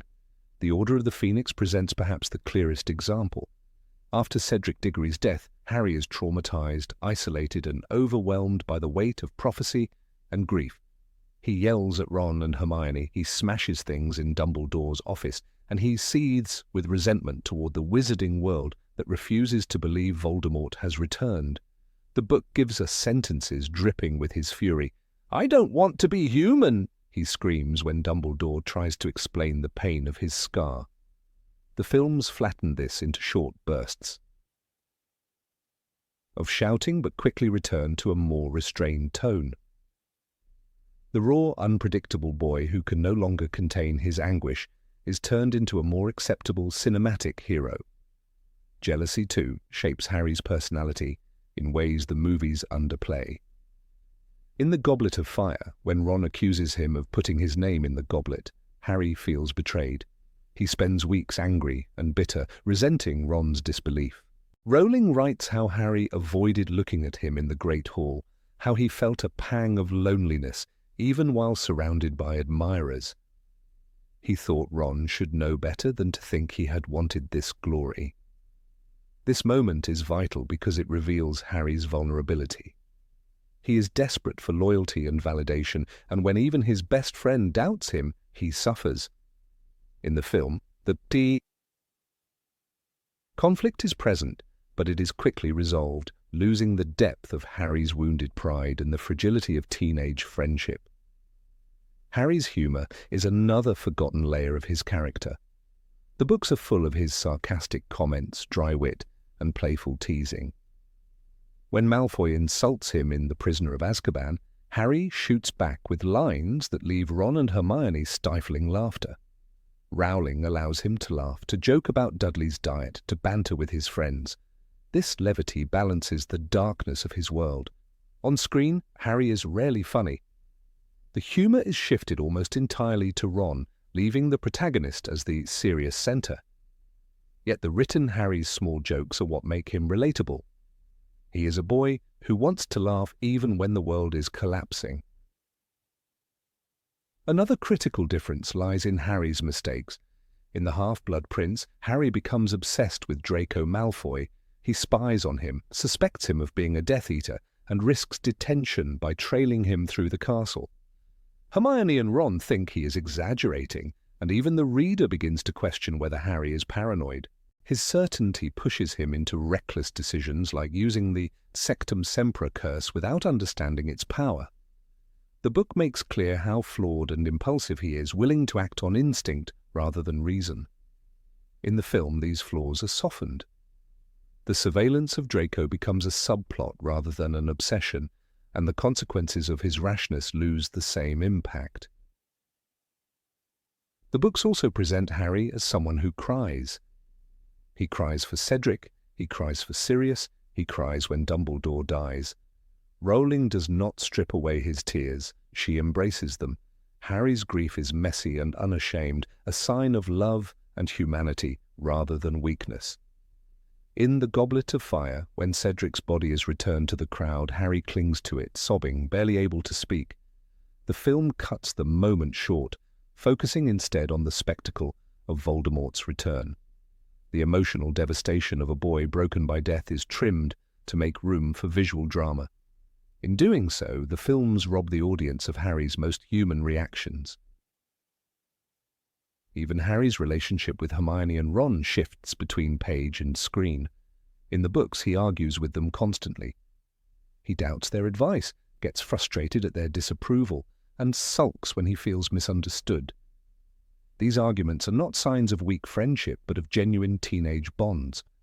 Rowling shows how love and loyalty must coexist with anger and disagreement. In the Deathly Hallows, when Ron abandons them, Harry is livid and bitter, blaming himself while resenting Ron's cowardice. His emotional turmoil is raw, ugly, and very real. The films streamline these conflicts, leaving us with a more harmonious trio, heroic and united, but far less like living, breathing teenagers. Harry's rebellious streak also defines him in the novels. He constantly challenges authority, not just villains, but also teachers, and even Dumbledore. In the Order of the Phoenix, he forms Dumbledore's army in direct defiance of the Ministry and Professor Umbridge. He does not do it calmly, he does it angrily, spurred by injustice and the silencing of truth. Rowling paints him as a figure who acts first and worries later. On screen, he looks more like a reluctant leader, quiet and noble, when in the books he is furious and determined, driven less by serenity and more by defiance. The inner monologues in the books give Harry a depth the films can never replicate. We hear his thoughts, his doubts about Cho Chang, his guilt about Sirius's death, his secret longing to know his parents more deeply. Rowling writes in The Prisoner of Azkaban how Harry sat by the lake, overwhelmed by the idea that he had heard his father's voice. The ache of absence and the hunger for connection make him painfully real. Without narration, the films cannot give this same intimacy, and so the cinematic Harry seems simpler, defined by external events rather than internal storms. In Moments of Triumph, too, the written Harry differs. At the end of the Chamber of Secrets, when he learns he is not truly destined for Slytherin, his joy is profound and childlike. He laughs with Ron and Hermione, shouts with relief, and feels the weight lift from his shoulders. Rowling shows him celebrating small victories, embracing the relief of belonging. The films, however, often mute these celebrations, presenting him as a solemn hero rather than a boy whose happiness shines when he overcomes doubt. Harry's flaws are not accidental, but essential. His temper, jealousy, and rashness are what make his growth meaningful. When he chooses to walk into the Forbidden Forest in the Deathly Hallows, it is not because he is a perfect saint. It is because he is a boy who has lived through fear, anger, grief, and love, and has learned that courage is not the absence of flaws, but the ability to act despite them. The films present the scene beautifully, but the depth of his emotional journey is fully earned only in the books. The contrast becomes clearest when comparing his image in the wizarding world to his reality. In the books, he is hailed as the boy who lived, but he constantly resents this label. He feels like a fraud, uncomfortable with admiration, unsure of why he survived when others died. Rowling allows us to see his insecurity. He thinks, "I didn't want this, I didn't ask for this." The films, however, lean into the myth, portraying him as a heroic figure ready to bear the mantle. The dissonance between reputation and reality, which gives so much texture to the books, is softened in the visual adaptation. Ultimately, the books give us Harry not as a legend but as a teenager caught in extraordinary circumstances. His sarcasm, his tears, his fury, his mistakes, they all make him someone readers can recognize. He is not an icon of flawless bravery, but a boy who grows into courage through struggle. The films capture the epic scope of his battle, but they too often polish away the imperfections that define him. On the page, Harry Potter is alive, breathing, fallible, and human. On screen, he is a symbol. The difference between them is the difference between reading about a boy who could be your friend and watching a hero who exists only on a pedestal. Number 21. Harry and Hogwarts. In the books, Hogwarts emerges as a living character, breathing with secrets, memories, and emotions, especially for Harry. It is not simply a backdrop against which the drama unfolds, but the heart of the boy's life, a place where he discovers belonging after years of neglect at Privet Drive. The first time he crosses the threshold, Rowling's narrative insists that the castle is not just bricks and towers, but a refuge of warmth. He felt as though he had come home at last, the book whispers, as Harry walks into the Great Hall for the first feast. This detail is crucial. Hogwarts is not merely a setting, it is salvation. The films capture the grandeur, the candles floating above the long tables, but they do not linger on the sensation of wonder and relief that defines Harry's bond with the castle. For the viewer, it is beautiful, but for Harry in the novels, it is life itself. The novels grant him countless small moments of connection with Hogwarts that the movies overlook. Harry delights in secret staircases, shifting corridors, and portraits that gossip as he passes by. He learns the castle's rhythms, its seasons, its eccentricities. Each of these discoveries deepens his attachment, and through his eyes the reader begins to see the school not as an institution, but as a friend with quirks and moods. In the Chamber of Secrets, Harry's late-night wanderings with Ron dragging along nearly headless. Nick's headless party invitation are not about moving the plot forward, but about allowing us to inhabit the castle's intimacy. The films rarely pause for these detours, they cut to action and confrontation. Yet in the books these moments matter, for they reveal how deeply Harry loves the labyrinth he calls home. Christmas at Hogwarts offers the most striking contrast. In the books, Rowling paints these scenes with reverence. The first time Harry experiences Christmas there, he cannot believe the abundance before him. Tables groaning with food, a Weasley sweater waiting for him, laughter echoing through the hall. He feels the sting of absence. The Dursleys had given him a single 50-pence piece one year. But this time he has family, or at least the beginnings of one. He even receives a mysterious gift, the invisibility cloak which connects him to his father's memory. Christmas in the films is condensed into visuals of a decorated tree and brief exchanges. The emotional weight is muted. Without the depth of the written pages, the viewer misses how extraordinary this celebration is for a boy who once lived in a cupboard. Hogwarts in the novels also becomes a landscape of longing. During summers at Privet Drive, Harry aches to return. In The Prisoner of Azkaban, the ache is palpable when he sits on his bed, staring at the flickering street lamps outside, clutching his broomstick care manual. He dreams of Quidditch practice, of classes, even of Snape's sneers, because all these things mean life beyond the suffocating walls of the Dursleys' house. The films show Harry staring out of a window or feeding Hedwig, but the books immerse us in his loneliness. His homesickness for the castle itself becomes a defining thread, reminding us that Hogwarts is not just where Harry studies, but where he breathes freely. The castle also teaches him, in ways the films rarely emphasize, to trust the world around him. The staircases move, doors vanish, and secret rooms appear only when they are most needed. In the Philosopher's Stone, the Room of Requirement is not yet introduced, but the castle already signals to Harry that it responds to intent and need. When he and Hermione rush to the third-floor corridor, the sense of danger is balanced by the sense that the castle itself has prepared these trials for him, as though guiding him to his destiny. The films chasing spectacle show these challenges as external threats. The books let Hogwarts feel like a partner in his journey. The ghosts are another overlooked detail. They are not merely comic additions or Gothic decorations, they are woven into the castle's identity. Nearly headless Nick, the Bloody Baron, the Grey Lady, and the Fat Friar all contribute to the sense that Hogwarts is ancient, steeped in memory and sorrow.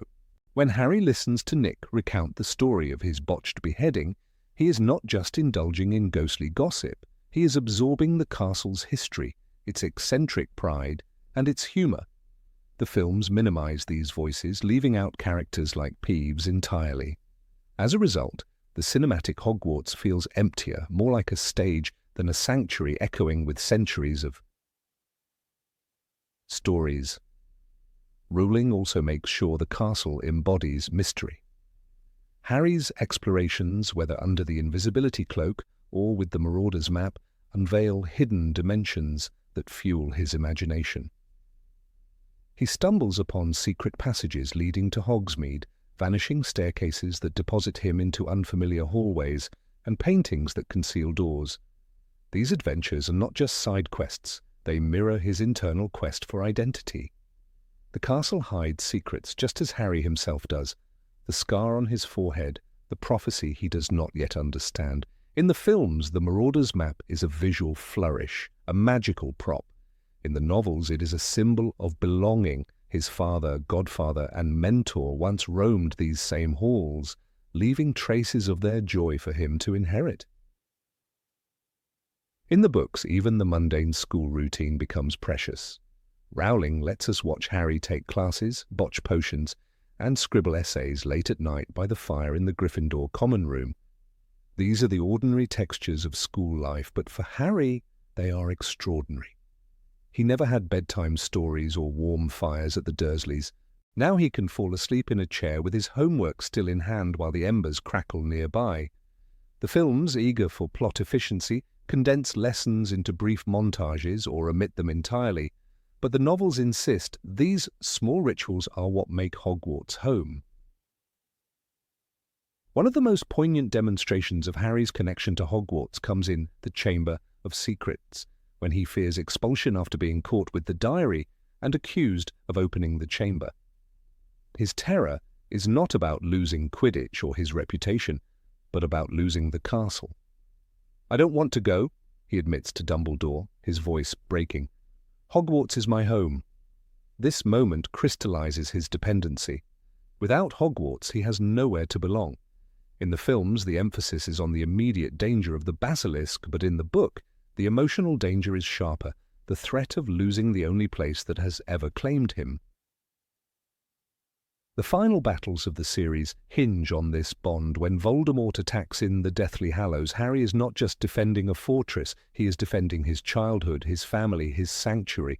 The Great Hall becomes a battlefield, but for Harry, it is also the room where he first feasted with friends, where he laughed at Ron's jokes, where he saw Dumbledore smile at him. Every corner of the castle carries memory, and so every blow Voldemort strikes is personal. The films depict the battle with impressive effects, the collapsing bridges, the shattered towers, but they cannot convey the ache in Harry's heart as he fights to protect the walls that raised him. The contrast between book and film is sharpest in the quiet aftermath of battles. In the novels, Harry lingers in the silence of corridors, noticing the portraits, watching solemnly, or the wreckage left behind. These are meditative moments that remind us Hogwarts is alive and has endured trauma with him. In the films, once the fighting ends, the story hastens toward conclusion. The castle is background again, a ruin being rebuilt. The intimacy is gone. Yet Rowling insists on letting us feel Hogwarts' wounds, just as we feel Harry's. Even the sorting hat scene reflects the castle's intimacy. The hat does not simply assign him a house, but listens to his deepest fears and desires, becoming the castle's voice. "You could be great, you know, it's all here in your head, and Slytherin will help you on the way to greatness," it tells him. Harry's desperate plea, "Not Slytherin, not Slytherin," and the hat's decision to respect his wish establish Hogwarts as a place that honors choice and agency. The films shorten the moment, making it a spectacle for the audience, but the novel shows how personal it is for Harry. His very identity is bound to the school's recognition of who he truly is. The Weasleys' presence deepens this sense of belonging. In the books, Hogwarts is not only bricks and magic, but also the warmth of human connection. Mrs. Weasley knitting him a sweater, Ron saving him a seat at the Gryffindor table, Fred and George filling the castle with laughter. These are family moments rooted in Hogwarts' space. For Harry, the castle and the Weasleys intertwine, forming the family he never had. The films acknowledge this, but without the slow accumulation of details, the meals, the holidays, the hours in the common room, they cannot replicate the depth of Harry's gratitude. At the end of the journey, when Harry stands on the ruined grounds of Hogwarts, his victory is not only against Voldemort, but against the emptiness of his past. The castle has given him identity, companionship, and memory. In the novels, this is clear because we have walked with him through every hidden passage, every enchanted feast, every lonely summer of yearning. In the films, Hogwarts remains magnificent, but it is a stage set for battles and triumphs.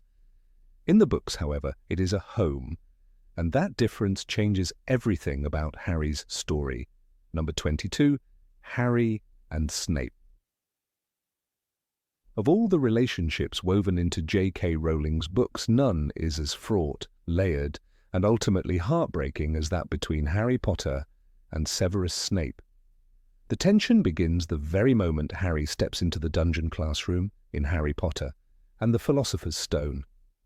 Snape's very first words to him, "Potter, what would I get if I added powdered root of asphodel to an infusion of wormwood?" are not simply a test of knowledge, but a declaration of hostility. In the novel, the reader feels Harry's confusion and resentment at being singled out unfairly, while in the film this scene is softened, stripped of its bite. Alan Rickman's Snape is stern and intimidating, but the venomous dislike that radiates from the pages is never fully realized on screen.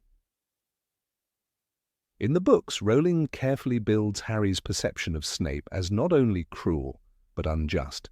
Harry is constantly punished for things that are not his fault, whether it is Neville's mistakes in potion-making or his own inability to answer deliberately difficult questions.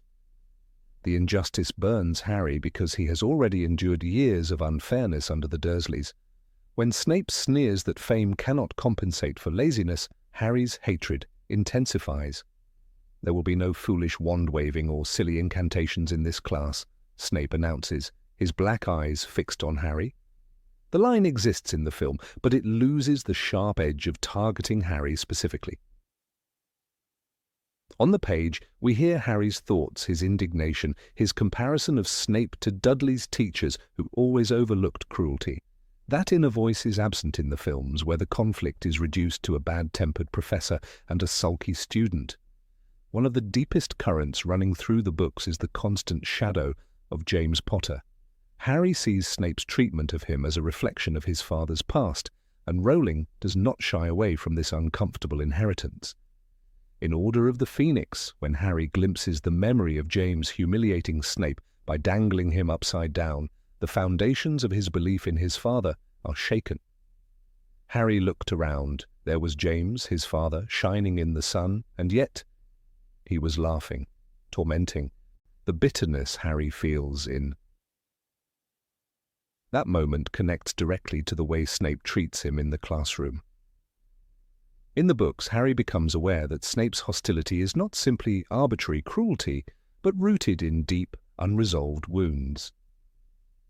This element is almost invisible in the films, where the memory is shown only briefly and without the emotional fallout that Rowling dedicates entire chapters to exploring.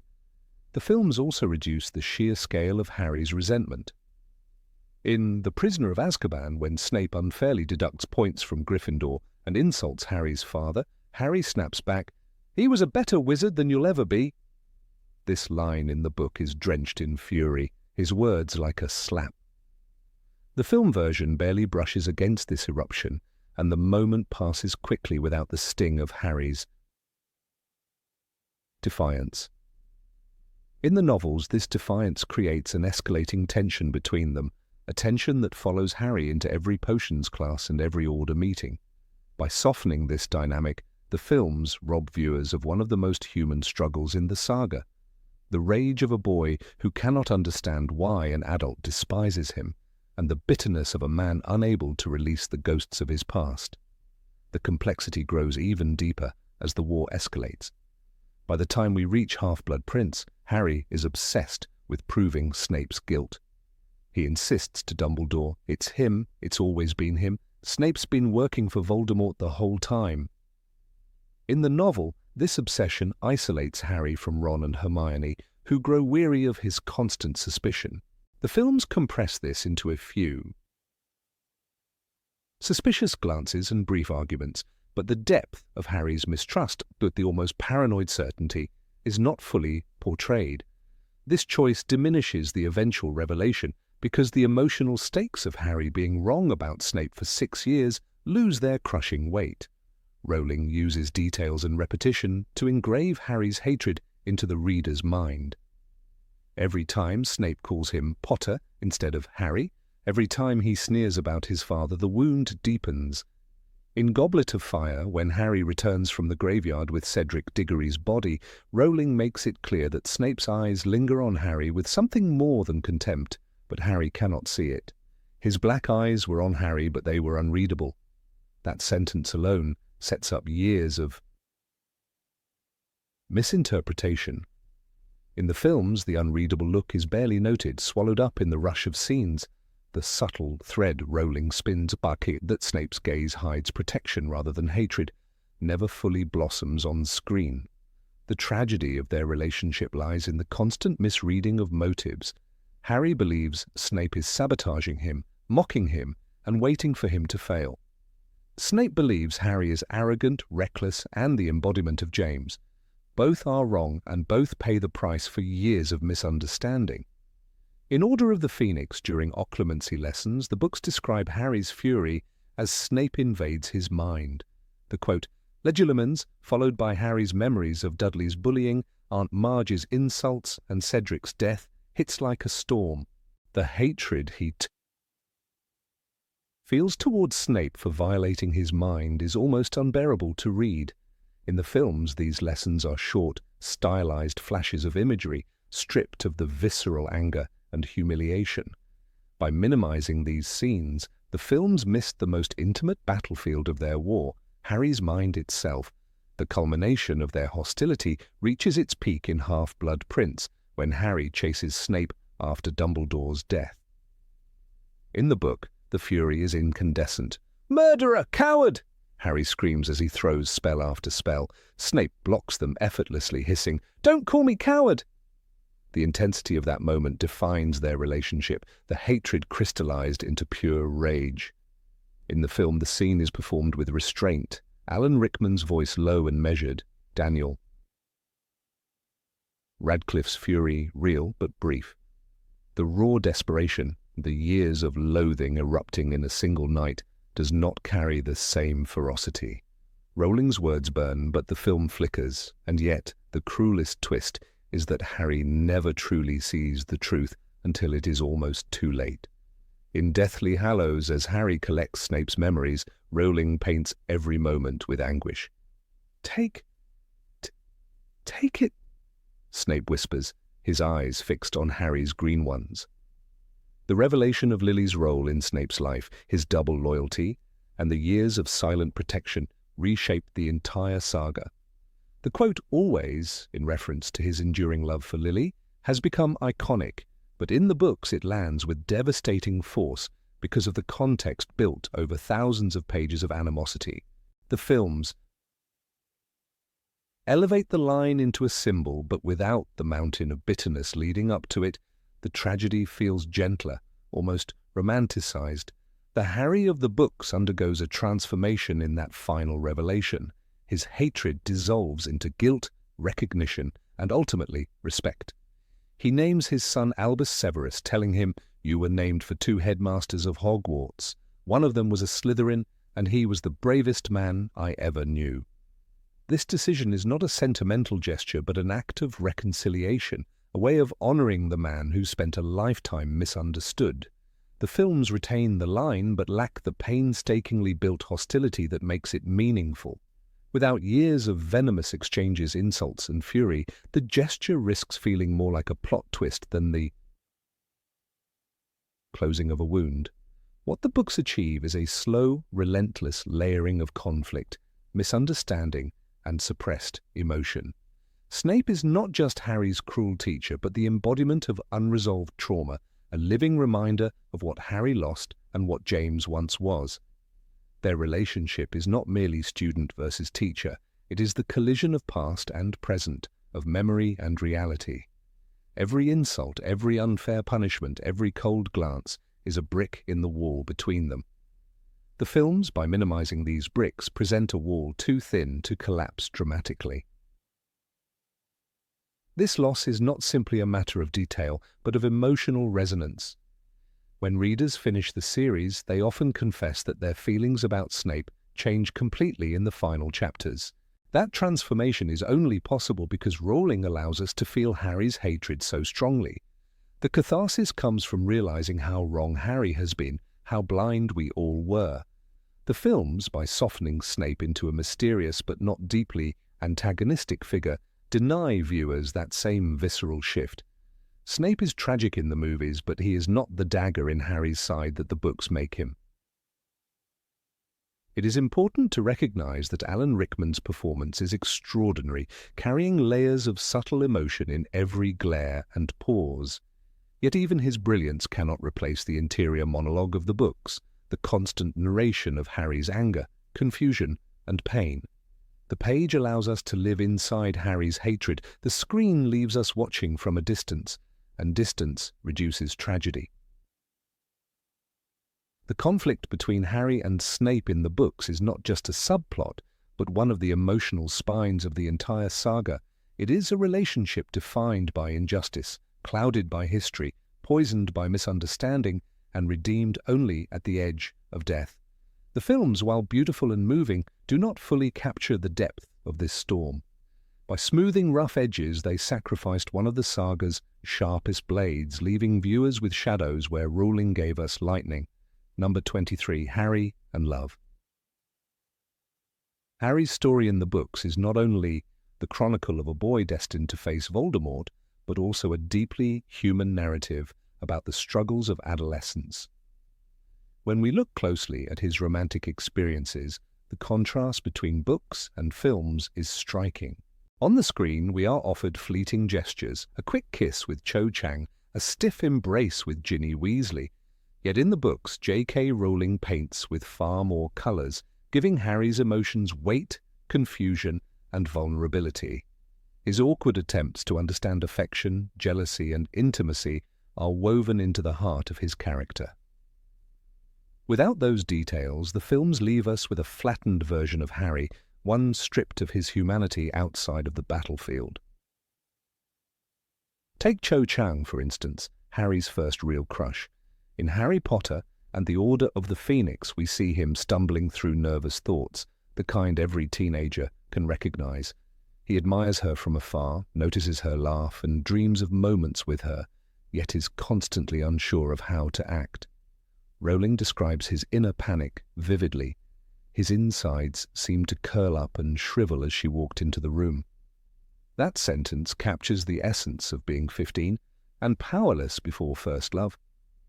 The film, however, reduces this dynamic to a single kiss in the room of requirement, a kiss made memorable only because Harry admits afterward that Cho was crying.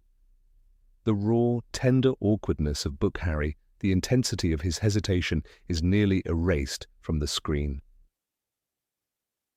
The complexity of Harry's feelings for Cho goes far beyond infatuation. In the books, their relationship is riddled with misunderstandings. After the famous kiss, Harry is both elated and confused. Rowling gives us a boy who does not know what to say, who struggles with expectations. When Cho becomes jealous of Harry spending time with Hermione, his frustration grows, but he does not yet have the maturity to navigate the situation. She accused me of laughing at her, Harry thinks, bewildered, after a disastrous Valentine's date. This is not a trivial moment. It is a lesson in the turbulence of young relationships. In contrast, the film offers none of this emotional messiness. Their dynamic appears as a side note, lacking the clumsy beauty that makes teenage love so real. Cho is also tied to grief, and Harry's inability to reconcile his attraction with her mourning Cedric Diggory is one of the book's most powerful undercurrents. Cedric's death casts a shadow over everything between them, and Rowling allows us to feel Harry's guilt, his sense that he is intruding on sacred ground. The way Cho bursts into tears during their kiss is not just a narrative twist, but a heartbreaking reminder that love and loss are intertwined. This complexity disappears in the film adaptation, where the kiss is portrayed with little context, robbing the audience of the emotional storm that defines Harry's first love. As Harry grows older, his feelings shift toward Ginny Weasley. Here again, the books provide depth, while the films skim the surface. For years, Ginny exists at the edge of Harry's awareness. She is the shy younger sister who blushes when he enters the room, the girl whose crush is obvious to everyone but him. Rowling plants these seeds patiently, showing Ginny's evolution from a nervous admirer to a strong, confident young woman. By the time Harry begins to notice her in Half-Blood Prince, the shift feels natural, inevitable, and deeply satisfying. His attraction comes with sudden force. And the strange thing was that while Ron was yelling and Hermione was looking appalled, Harry's mind was in a whirl, thinking that he had just seen Ginny kissing Dean. That whirl of emotions is absent in the films, which simply present their relationship as if it blossomed overnight. The novels give us a Harry who is both exhilarated and terrified by his feelings for Ginny. He wrestles with loyalty to Ron, fearing his best friend's reaction, and he experiences jealousy when Ginny dates others. These moments are essential to his development. His decision to act on his feelings is one of courage, not unlike the bravery he shows in battle, but rooted in vulnerability. Rowling does not shy away from showing Harry's longing and the electric spark of desire. It was as though a wonderful fire was blazing inside him, she writes, when he finally kisses Ginny in the Gryffindor common room. That fire defines young love, passionate and liberating, on screen. This defining moment is replaced by a flat, awkward kiss in a kitchen. The magic of teenage passion is lost. The Harry-Ginny relationship in the books is not just about romance, but also about equality. Ginny is portrayed as strong-willed, talented at Quidditch, and unafraid to challenge Harry. He respects her for these traits, and their bond grows from mutual admiration. When he decides to break things off at the end of Half-Blood Prince to protect her from Voldemort, it is a moment of painful maturity. He loves her enough to put her safety before his own happiness. His words, "It's for some stupid, noble reason, isn't it?" echo her understanding of his nature. None of this emotional weight survives the translation to film. The breakup barely registers, making their eventual reunion less poignant. By sidelining Harry's romantic life, the films miss an essential part of his coming-of-age story. Love, whether awkward or passionate, defines adolescence as much as friendship and adventure. In the books, Harry's relationships add texture to his journey, revealing his flaws, his insecurities, and his growth. He is not just the boy who lived, but the boy who blushed, stumbled, and struggled to find the right words. This humanity makes him relatable. Without it, the film version risks turning him into a one-dimensional hero. The difference also impacts how we view Ginny. In the novels, she is vibrant, witty, and bold, someone who becomes Harry's equal partner. In the films, she fades into the background, reduced to a quiet shadow. Readers who experienced her fiery personality on the page often feel cheated by her muted portrayal on screen. Rowling makes it clear that Harry falls in love with Ginny not because she is Ron's sister, but because she is extraordinary in her own right. The films strip away that essence, leaving the relationship feeling forced rather than organic. What makes the book versions of these romances so memorable is Rowling's attention to the small, awkward details that mirror real teenage experience. Harry's dread before asking Cho to Hogsmeade, his stomach churning at the sight of Ginny with Dean, his desperate attempts to say the right thing on Valentine's Day, all of these are moments that resonate with readers who have stumbled through similar trials. They transform Harry from a mythic figure into someone real. On the screen, these textures vanish, replaced by sanitized shortcuts. The absence of these details in the films also undermines Rowling's larger theme, that love is Harry's greatest weapon. The books emphasize again and again that his capacity to love in all its messy and vulnerable forms sets him apart from Voldemort. His romantic feelings are not distractions but extensions of that truth. They remind us that Harry fights not only for survival but for the right to love and be loved. By cutting away much of this, the films reduce the emotional resonance of his ultimate triumph. The books also capture the bittersweet transitions between stages of life. Harry's relationship with Cho is a story of innocence crushed by grief and immaturity. His relationship with Ginny is a story of growth, courage, and lasting affection. Together they chart his transformation from a boy overwhelmed by feelings he cannot understand to a young man capable of deep, sustaining love. Watching him stumble, fail, and finally succeed makes his journey richer. The films, in contrast, present these stages as almost interchangeable, missing the arc that gives them meaning. It is also worth remembering how much the supporting characters contribute to these dynamics in the books. Hermione's advice about Cho, Ron's fury at seeing Ginny with other boys, even Luna's quiet observations, these moments enrich the narrative. They place Harry's love life within the broader tapestry of friendship, loyalty, and conflict. Stripped from the films, we lose not only Harry's emotional depth, but the web of relationships that define his adolescence. In many ways, the contrast between books and films reflects the difference between literature and cinema. A book can dwell on inner monologues, subtle hesitations, and trembling hands.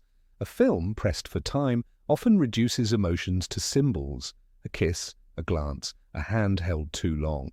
But when it comes to Harry Potter, those reductions do more than cut time. They cut character. They turn Harry's loves into footnotes, when in truth they are chapters of his soul.